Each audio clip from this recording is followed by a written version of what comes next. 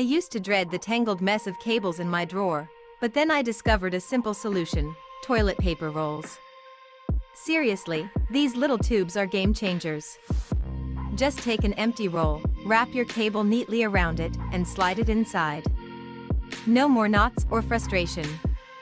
To make it even better, I label each roll with the name of the device it belongs to, like phone charger or headphones. This way, I can grab what I need in seconds. Plus, it's a great way to recycle and keep my space organized.